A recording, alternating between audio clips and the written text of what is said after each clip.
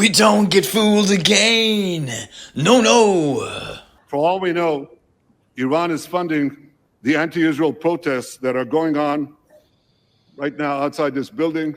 For all we know. I mean, we don't know, but we'll just assume it. Not that many, but they're there and throughout the city. Well, I have a message for these protesters. When the tyrants of Tehran, who hang gays from cranes and murder women for not covering their hair, are praising, promoting, and funding you, you have officially become Iran's useful idiots.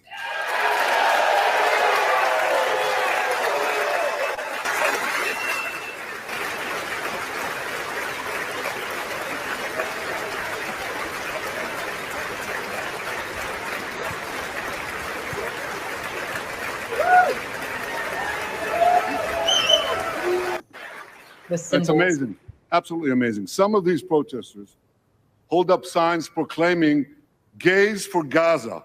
They might as well hold up signs saying chickens for KFC.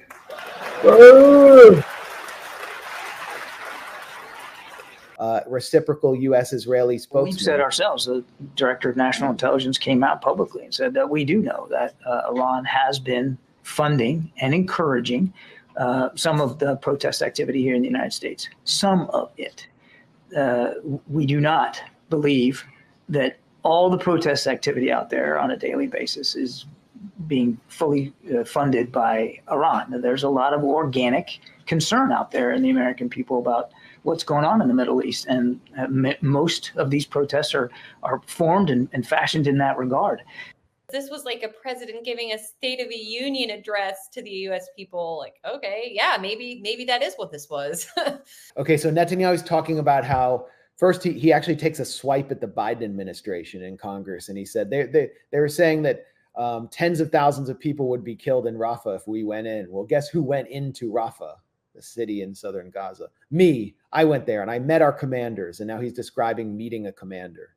How many terrorists did you take out in Rafah? He gave me an exact number, 1,203.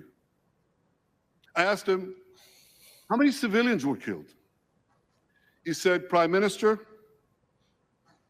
practically none, with the exception of a single incident where shrapnel from a bomb hit a Hamas weapons depot and unintentionally killed 24 people.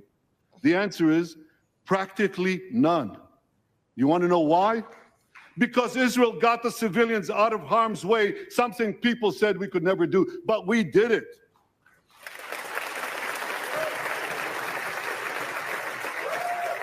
Ask the commander there. They actually cheered for that. Woohoo! So he's referring to the tent camp massacre, right, where Israel burned people alive in Rafah, and then afterwards claimed that that's when they released that phony recording where they got actors to pretend as if they're people in Gaza, saying that that Israel hit our weapons depot and that's what caused the fire. So that's what he's talking about. Yeah, the recordings are all very credible, like the threats of the Olympics that they're creating. Yeah. What was notable about that massacre is that it was used with the so-called small bombs the Biden administration was touting as part of its great plan to reduce civilian casualties. They were no longer going to send 2,000-pound bombs and instead rush these so-called small bombs to Israel. And those so-called small bombs are what massacred people in that Rafah tent camp. And then Netanyahu then goes and claims that didn't happen. And it only happened because Israel accidentally hit a Hamas weapons depot, which of course is a complete lie.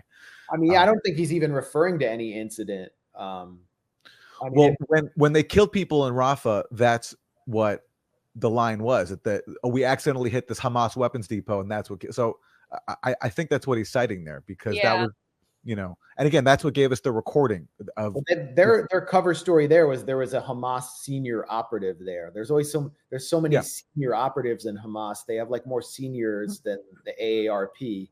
Did ivermectin do anything? No. Okay. Humans do take it, but not for this purpose. Why did he have to say that? Why did Stephen Colbert have to tell everybody that humans do take ivermectin, but not for COVID-19? Why did he have to say that? Why did he have to say this is a human medicine? Because they'd all been saying it wasn't. All the people who get their money from Big Pharma had been lying at the behest of Big Pharma. Did the CDC say it, like with a picture of a horse? The FDA put out a thing that's saying you're not a horse. Oh, it was a little snarky. So just so you know about ivermectin, it was discovered in the late 70s. It is a pioneering drug originating solely from a single microorganism. It has had immeasurably beneficial impact in improving the lives and welfares of billions of people throughout the world. There's been over a 20-to-1 return. If you had put that money into an S&P 500 and reinvested the dividends, you'd come up with something like $17 billion, but you think it's $200 billion. Here, yeah. You're okay. You're not going to get COVID if you have these vaccinations. These vaccines are highly, highly effective. Vaccinated people do not carry the virus, don't get sick. They're really, really good against variants. Everyone who takes the vaccine is not just protecting themselves, but reducing their transmission to other people and allowing society to get back to normal. Get your first shot, and when you're due for your second, get your second shot. Our key goal is to stop the transmission, to get the immunity levels up so that you get almost no infection going on whatsoever. When people are vaccinated, they can feel safe that they are not going to get infected. If you're vaccinated, you're not going to be hospitalized, you're not going to be in an ICU unit, and you're not going to die. If you are fully vaccinated, you no longer need to wear a mask. Anyone who is fully vaccinated can participate in indoor and outdoor activities, large or small, without wearing a mask or physical distancing. 6 months later. But what they can't do anymore is prevent transmission. We didn't have vaccines that block transmission.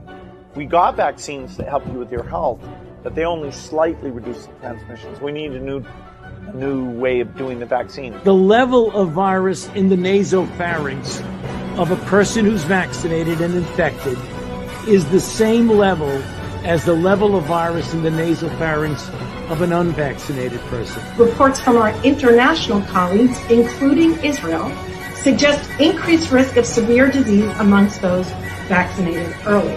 And if you look at Israel, which has always been a month to a month and a half ahead of us, they are seeing a waning of immunity, not only against infection, but against hospitalizations and to some extent death. A booster might actually be an essential part of the primary regimen that people should have. The plan is for every adult to get a booster shot.